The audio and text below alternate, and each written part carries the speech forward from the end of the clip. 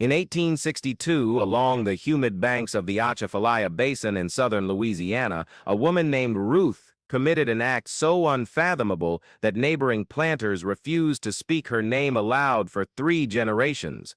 On Easter Sunday morning, as church bells rang across the parish and magnolia blossoms opened their white throats to the spring air, Ruth barred every door of the Bellefontaine plantation house from the outside, doused the wraparound galleries in lamp oil, and set fire to the structure while Colonel Augustus Bellefontaine and his 4 children slept inside. By the time the field hands reached the main house, the screams had stopped, and the fire had consumed everything but the brick chimneys that still stand today, blackened sentinels overlooking what was once 300 acres of sugarcane. You are watching Shadows of the South, where we unearth the most disturbing and forgotten stories of the enslaved American South, stories that reveal the terrible arithmetic of power, property, and the human soul. The Bellefontaine plantation sat 7 miles upriver from St. Martinville in the heart of Louisiana's Creole sugar country, where French Catholic traditions mingled uneasily with the brutal economics of forced labor. Augustus Bellefontaine inherited the estate in 1854 from his father, a New Orleans lawyer, who had purchased the land with profits from maritime trade and slave auctions.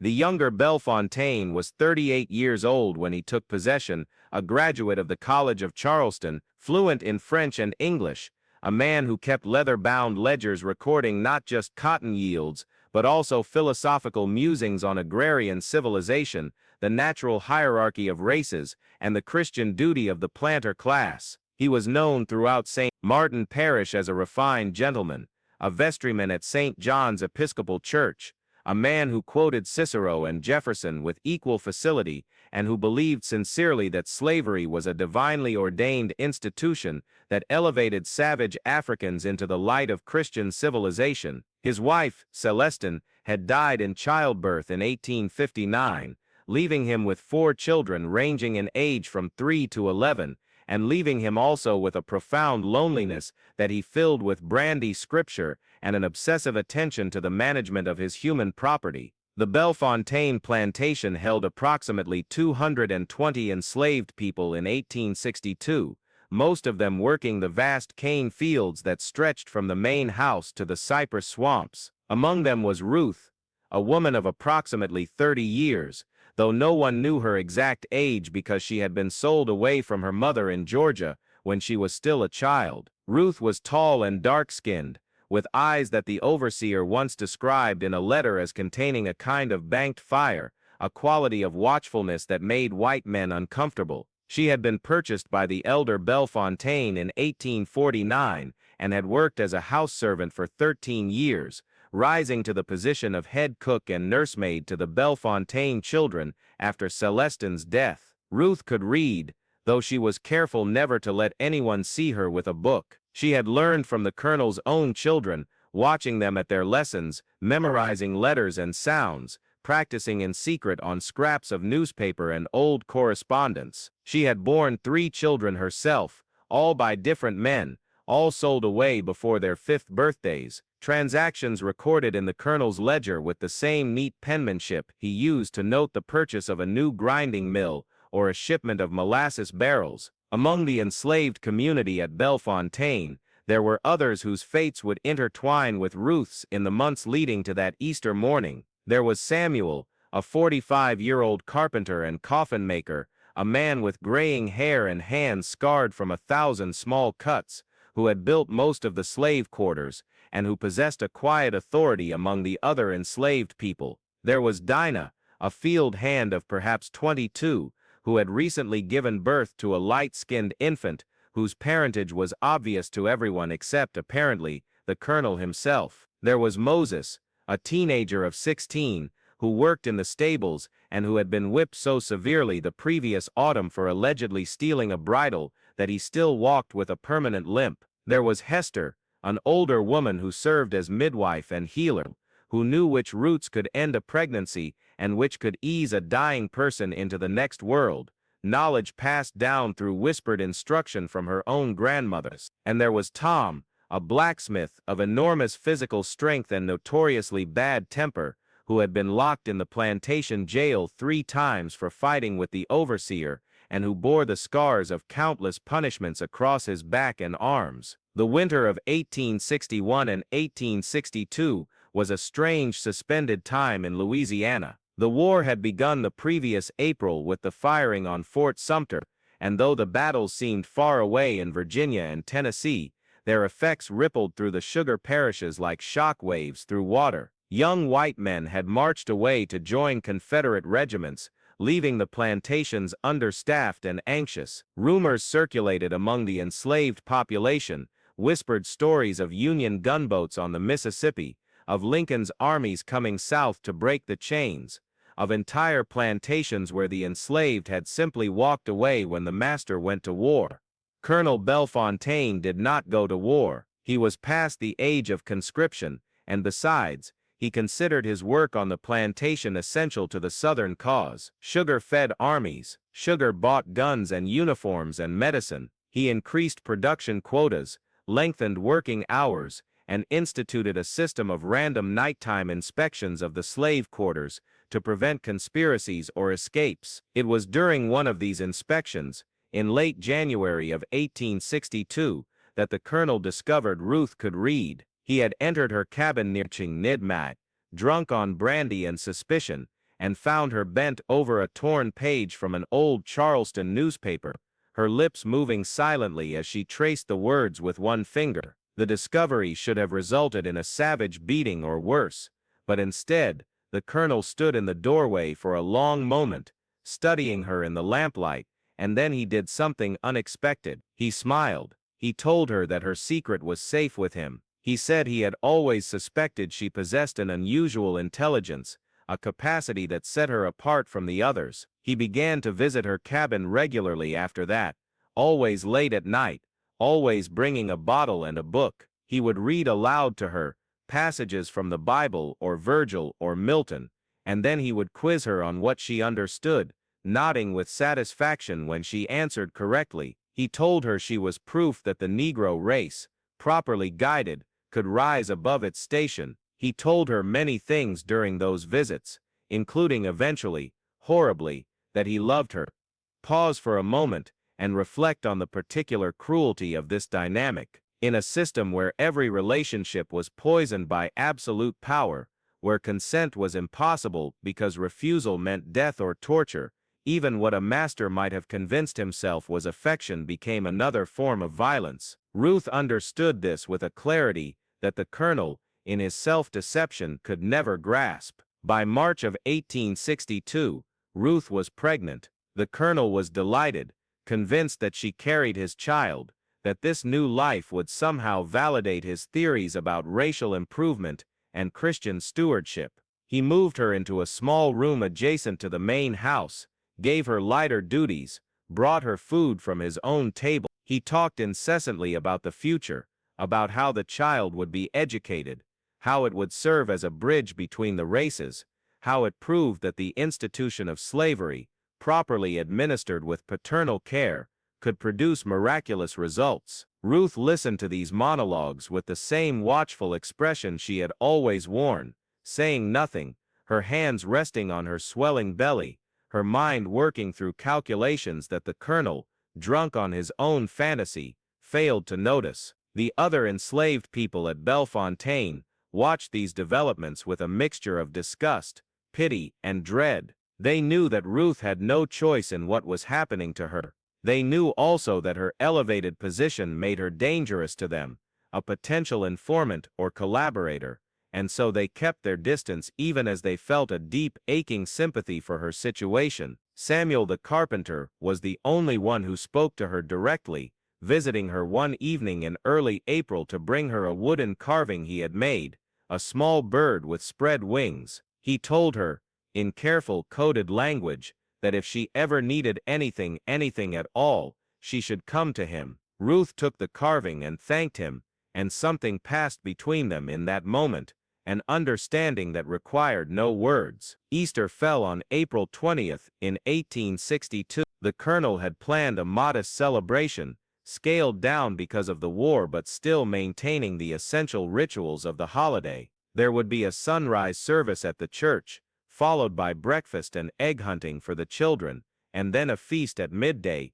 featuring ham and sweet potatoes and pies baked by Ruth and the other house servants. Good Friday services had been particularly moving that year, the young Episcopal rector preaching about sacrifice and redemption with unusual passion, perhaps sensing the darkness that hung over the entire South like a pall. The colonel had taken communion with tears streaming down his face, his 4 children kneeling beside him in their best clothes, the whole tableau a picture of Christian piety that would have been touching if one could have forgotten the 200 enslaved people who had no choice but to attend these services and sing these hymns, and pray to a God who apparently sanctioned their bondage. On Saturday evening, the day before Easter, Ruth asked Samuel to come to her room after the main house had gone dark. She told him she needed help with something, that it was urgent, that it concerned the safety of everyone on the plantation. Samuel came,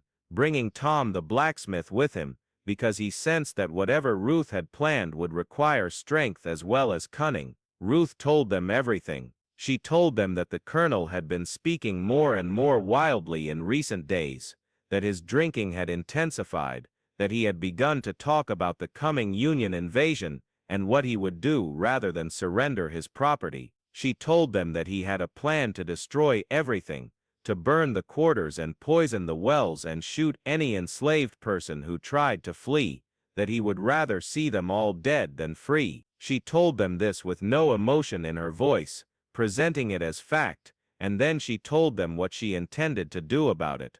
In a society where even love was property, where human beings were reduced to entries in a ledger book, where the law recognized no crime committed against the enslaved, except the crime of property destruction, madness seemed not just possible, but inevitable. Samuel and Tom were silent for a long time after Ruth finished speaking. They understood the enormity of what she was proposing. They understood also that once such a thing was done, there could be no return, no forgiveness, no sanctuary anywhere in the South. Tom asked her if she was certain about what the colonel had said. Ruth looked at him with those banked fire eyes, and said that she had not survived 13 years in this house by mishearing or misunderstanding the intentions of white men. Samuel asked her what would become of the colonel's children, those 4 innocent souls who called her Auntie Ruth, and who had never raised a hand against anyone.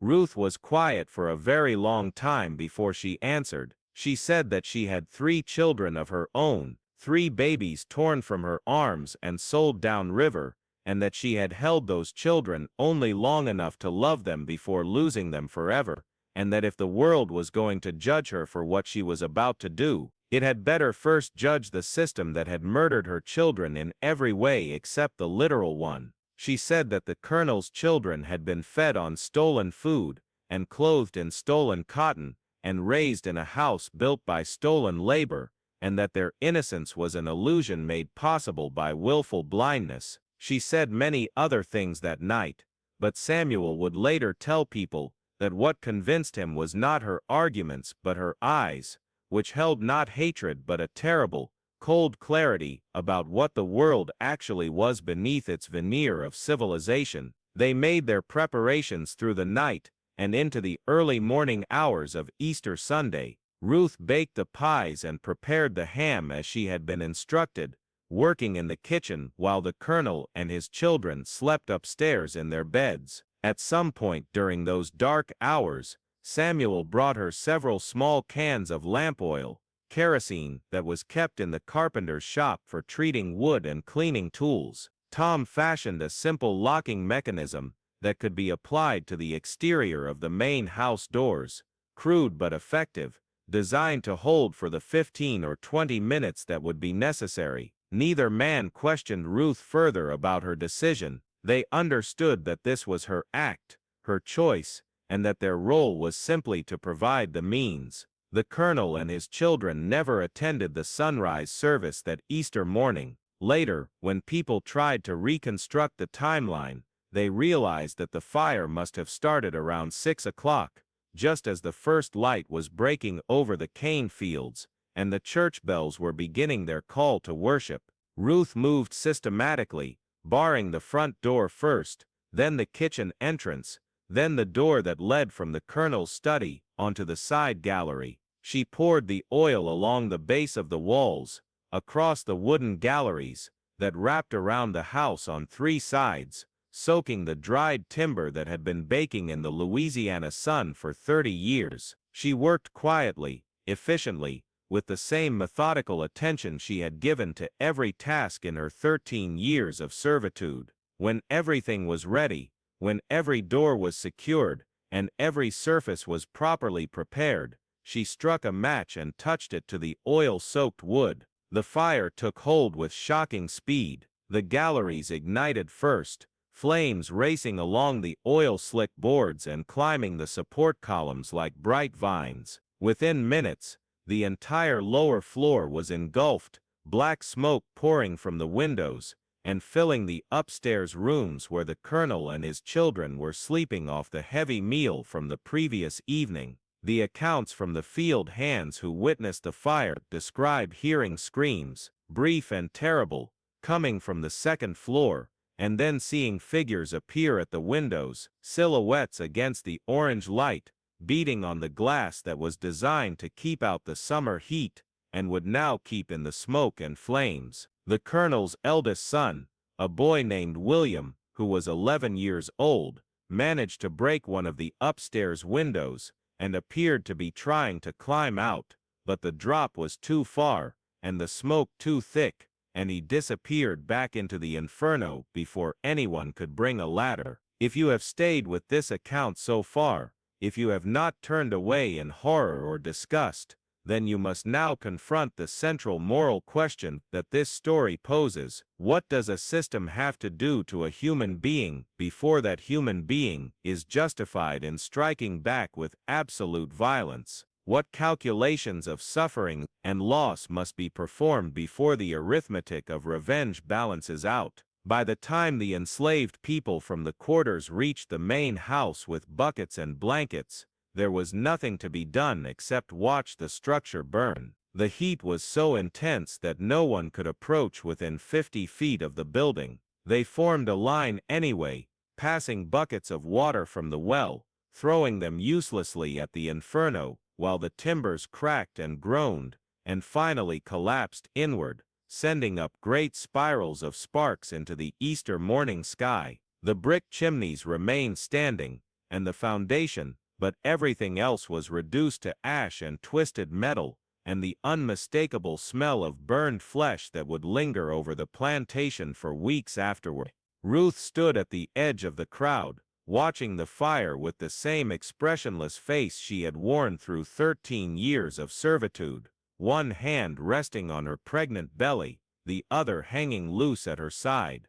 The white people of St. Martin Parish responded to the Bellefontaine fire with a kind of controlled hysteria that revealed their deepest fears about the institution they had built their wealth upon. Within hours of the discovery of the colonel's and the children's bodies in the ruins, a posse of planters and overseers descended on the plantation, armed with rifles and ropes, determined to find the guilty parties and make an example that would prevent any similar uprisings. They questioned the enslaved people one by one, using methods that ranged from threatening to actively torturous, but no one spoke. The code of silence that governed the quarters held firm, even under extreme duress, perhaps because everyone understood that if Ruth was taken alive, her punishment would be so savage and prolonged that death would seem a mercy by comparison. Ruth herself had disappeared. She had walked away from the fire sometime during the confusion of the morning,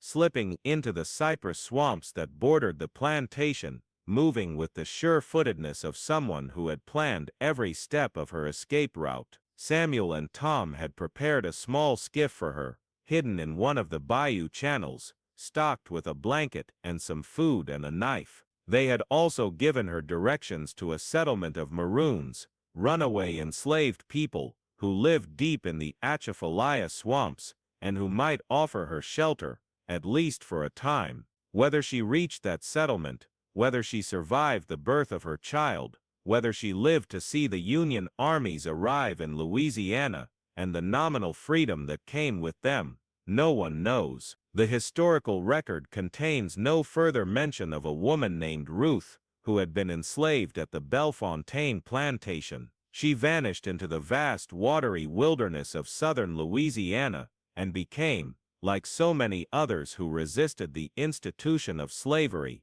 a ghost, a rumor, a name whispered in the quarters, when the white people were not listening. The Bellefontaine plantation never recovered from the Easter fire. With the colonel and his heirs dead, the estate fell into legal limbo, complicated by the chaos of the Civil War and the eventual Confederate defeat. The enslaved people were freed by the Union occupation in 1863, and most of them left the plantation immediately, scattering across Louisiana or making their way to Union camps where they could enlist as soldiers or find work as paid labor.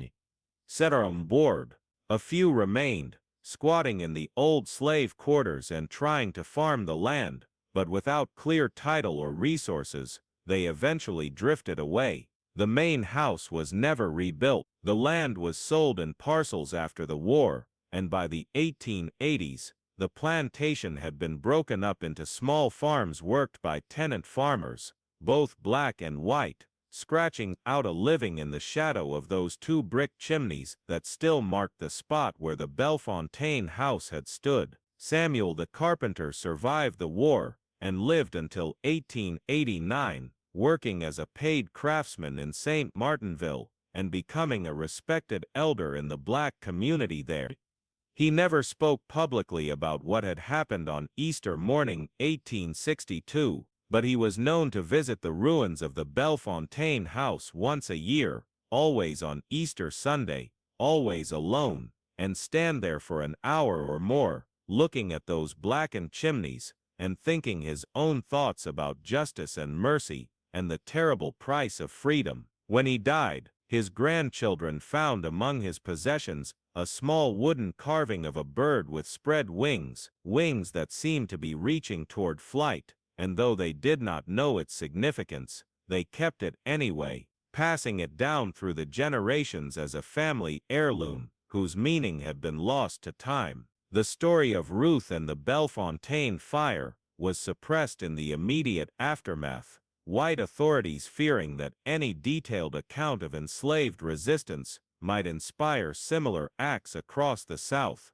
The local newspaper printed only a brief notice about a tragic accidental fire that had claimed the lives of Colonel Augustus Bellefontaine and his 4 children, expressing sympathy for the family and making no mention of arson or foul play. The Episcopal Church held a memorial service, and the colonel and his children were buried in the parish cemetery beneath a large marble monument that praised their Christian virtues and lamented their untimely deaths. For generations afterward, white families in St. Martin Parish preferred not to discuss what had really happened at Bellefontaine, maintaining instead the fiction of the accidental fire, because to acknowledge the truth would have been to acknowledge the rage that simmered beneath the surface of every enslaved person on every plantation, the understanding that the system they had built was fundamentally unstable and sustained only through constant grinding violence. Among black families in Louisiana, however, the story of Ruth survived, passed down through oral tradition, changing and evolving with each retelling but retaining its essential truth, that a woman pushed beyond endurance had struck back with absolute finality, that she had chosen to destroy rather than submit, that she had made the calculation that her own freedom, however brief, was worth any price. Some versions of the story claimed that Ruth had escaped to the north and lived to see the end of slavery. Others said she had died in the swamps, giving birth alone, and being consumed by fever, or alligators, or the simple accumulated trauma of her life. Still others insisted that she had survived, and founded a family in the Maroon settlements, that her descendants still lived in the deep bayou country, and that they carried within them the memory of what their ancestor had done on that Easter morning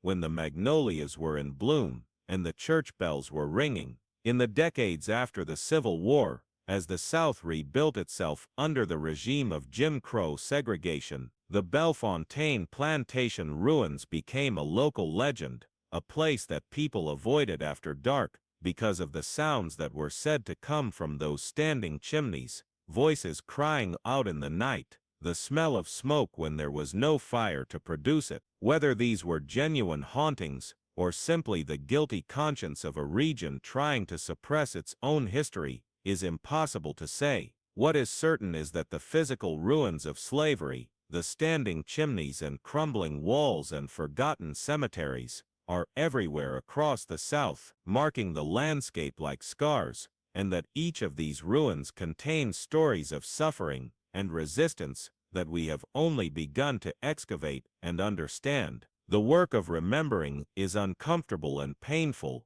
but it is also necessary, because only by understanding what slavery actually was, in all its horror and complexity, can we begin to comprehend the society it created and the problems we have inherited from it. Ruth's story ends in mystery and silence, as so many stories of enslaved resistance must, because the historical record was written by the enslavers and their descendants, who had every reason to suppress or distort accounts of slave agency and rebellion. But the silence itself is eloquent, a testament to the power of the act she committed and the fear it inspired in the white community. The fact that the true story of the Bellefontaine fire was suppressed for generations, reduced to a footnote about an accidental tragedy, reveals how desperately the South needed to maintain the fiction of happy, docile enslaved people who loved their masters and accepted their bondage as natural and right.